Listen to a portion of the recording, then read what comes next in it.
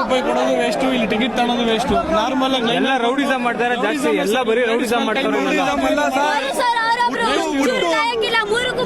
ಕೆಲಸ ಮಾಡ್ತಾ ಇರೋದಿಲ್ಲ ನೀಟಾಗಿ ಏನು ಮಾಡಲ್ಲ ಸ್ವಾಮಿ. 1,000 ರೂಪಾಯಿ ಇಸ್ಕೊಂಡು ನೋಡಿ, ನೀವೇ ನೋಡ್ತಾ ಇದ್ದೀರಲ್ಲ. ನೀಟಾಗಿ ಒಂದು ಜವಾಬ್ದಾರಿ ಇಲ್ಲ, ನೀಟಾಗಿ ಒಂದು ಮೇಂಟೆನೆನ್ಸ್ ಇಲ್ಲ. ಯಾರು ಬರಬೇಡಿ, ಕೊಟ್ಟಿರೋಂತ ಆಸೆಗೆ ಬರಬೇಡಿ.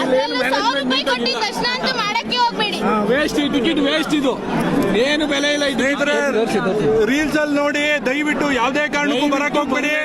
ಇಲ್ಲಿ ಯಾವುದೇ ಕಾರಣಕ್ಕೂ ಇದು ಟಿಕೆಟ್. ಇದು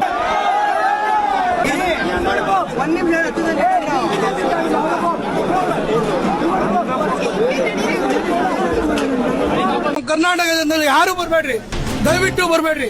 ಟಿಕೆಟ್ ಇಲ್ವಂತೆ. ಅವ್ರ ಕಡೆ ಬಂದ್ರೆ ಎಲ್ಲ ಕಳಿಸ್ತಾನೆ ಅವ್ರೆ.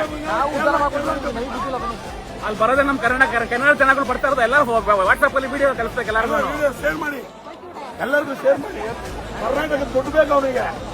ವೆಯ್ಟ್ ಮಾಡು ಅಂತ ಹೇಳ್ಬಿಟ್ಟು ಇಲ್ದಾರೆ ನಾಟಕ ಮಾಡ್ತಾರೆ. ಇವ್ರು ಯಾರು ಬೇಕು ಅವ್ರನ್ನ ಓಡೇ ಬಿಡ್ತಾನೆ ಇದ್ದಾರೆ. ಕರ್ಕೊಂಡ್ಬಂದು ಅಣ್ಣ, ನಿನ್ ಕೊಟ್ಟಿರೋ ಬಗ್ಗೆ ಏನ್ ಅನ್ಸುತ್ತಣ್ಣ? ನೀನು ಆನೆಸ್ಟ್ ಅಣ್ಣ, ದೇವರಾಣಗೂ ಹೇಳ್ಬೇಕು ಅಂದ್ರೆ ಕೊಟ್ಟಿರು ಅಂದ್ರೆ ನಮ್ಗೀಗ ದೇವರಾಣಗ್ ಬೇಜಾರಾಗ್ಬಿಟ್ಟದೆ. ಕರ್ನಾಟಕ ಜನ ಅಂದ್ರೆ ಹೆಂಗೆ ಅನ್ನೋದು ಏನು ಅನ್ನೋದು ಅವ್ರಿಗೆ ಗೊತ್ತಾಯ್ತಿಲ್ಲ.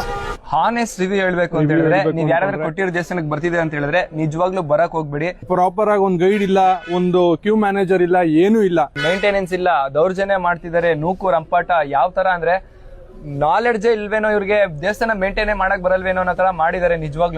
ನಿಜವಾಗ್ಲೂ ವೇಸ್ಟ್ ಆಫ್ ಮನಿ. ಇದು ಹೆಂಗೆ ಅಂತ ಹೇಳಿದ್ರೆ ದೇವ್ರ ಹೇಳ್ಕೊಂಡು ದುಡ್ಡಿನ ದಂಧೆ ಮಾಡ್ತಾ ಇದಾರೆ ಇಲ್ಲಿ ಅನ್ನೋ ತರ. ಇನ್ನೊಂದು, ಮಕ್ಳುಗಳು, ಫ್ಯಾಮಿಲಿಗಳು, ವಯಸ್ಸಾದವ್ರನ್ನ ದಯವಿಟ್ಟು ಕರ್ಕೊಂಡ್ ಬರಕ್ಕೆ ಹೋಗ್ಬೇಡಿ. ನಿಜವಾಗ್ಲೂ ನಮ್ಮ ಕನ್ನಡದವರು, ಸೆಲೆಬ್ರಿಟೀಸು, ಕಾಮಿಡಿ ಆಕ್ಟರ್ಸ್, ಇವ್ರು ಬಂದಿರೋದಕ್ಕೆ ಈ ದೇವಸ್ಥಾನ ಐತಿ ಅಂತ ಗೊತ್ತಾಗಿರೋದು.